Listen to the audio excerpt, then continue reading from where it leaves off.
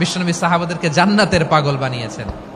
বদরের ময়দানে এই পাশে কোরাইশ, এই পাশে মুসলমানেরা, বিশ্বনবী জ্বালাময়ী ভাষণ দিলেন, বললেন কুমু ইলা জান্নাতিন আরদুহাস সামাওয়াতি ওয়াল আরদ উইদ্দাত লিল মুত্তাকিন। ও আমার সাহাবারা, ওই জান্নাতের দিকে ছোট,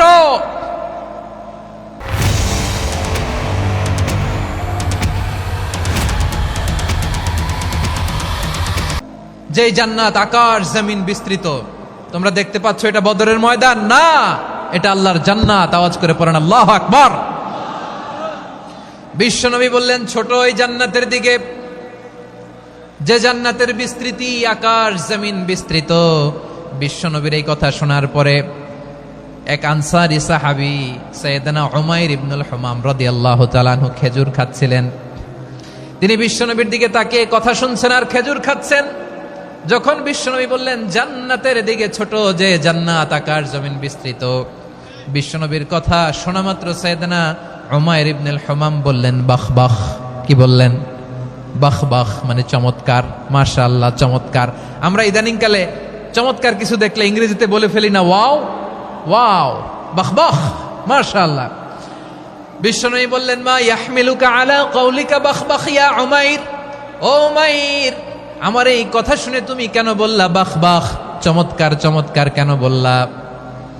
সাইয়েদনা উমাইর ইবনে হুমাম রাদিয়াল্লাহু তাআলা আনহু বললেন ইয়া রাসূলুল্লাহ, আপনার এই কথা শুনে আমি বড্ড খুশি হয়েছি, আর আমি প্রত্যাশা করছি আমি যদি ওই জান্নাতের মালিক হতে পারি তাহলে কতই না ভালো হতো। সুবহানাল্লাহ বলেন।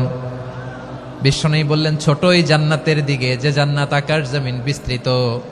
আপনার এই চমৎকার মুখনিসৃত কথা শুনে আমার হৃদয়ের মধ্যে জান্নাতি হওয়ার বাসনা জেগে উঠলো, এজন্য বলেছি বাহ বাহ, আমি যদি ওই জান্নাতে যেতে পারতাম কতই না ভালো হতো। উমাইরের কথা শুনে বিশ্বনবী বললেন ঠিক আছে উমাইর, জান্নাতে ঢোকার জন্য, এই জান্নাতের অধিবাসী হওয়ার জন্য যেহেতু তোমার এত আকাঙ্ক্ষা, আমি বলে দিলাম আনতা মিন আহলিহা, তুমি আল্লাহর ওই জান্নাতের অধিবাসী হবা। যাও উমাইর, তুমি ওই জান্নাতের অধিবাসী, ওই জান্নাতে তুমি ঢুকবা, তুমি জান্নাতি। তার মানে সহজ কথায় তুমি জান্নাতি। সুবহানাল্লাহ বলেন। যখনই বিশ্বনবী বললেন জান্নাতি, সাইয়েদনা উমাইর রাদিয়াল্লাহু তাআলা আনহু খেজুর খাচ্ছিলেন আর মনে মনে ভাবে বিশ্বনবী যখন ওয়ারেন্টি দিয়েছে, বিশ্বনবী যখন গ্যারান্টি দিয়েছে আমি জান্নাতে যাব, তাহলে হাতে তো এখনো 3টা খেজুর বাকি। এই 3টা খেজুর যদি খাই তাহলে জান্নাতে ঢুকতে দেরি হয়ে যাবে। সুবহানাল্লাহ পড়েন। হাতে কয়টা খেজুর? 3টা খেজুর।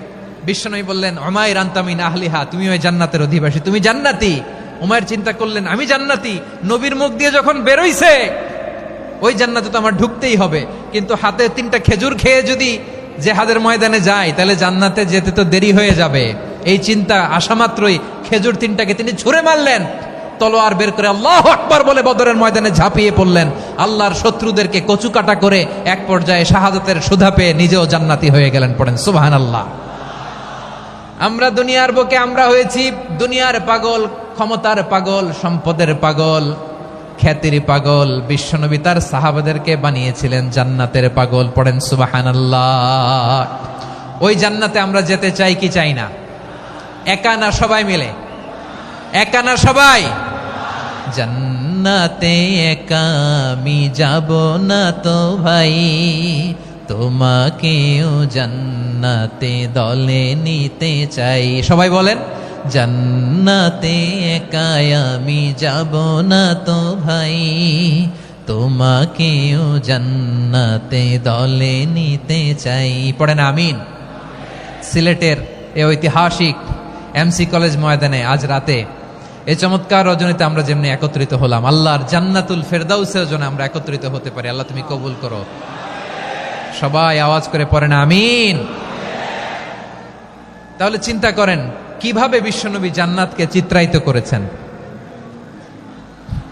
সাহাবাদের সামনে, কিভাবে চিত্রায়িত করেছিলেন তিনি, যে কারণে সাহাবারা জান্নাতের পাগল হয়ে গিয়েছেন।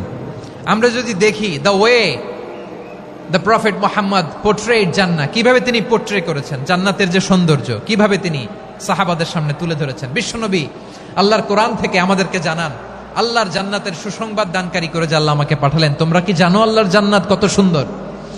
কোরআন থেকে বিশ্বনবী আমাদেরকে জানান ফালা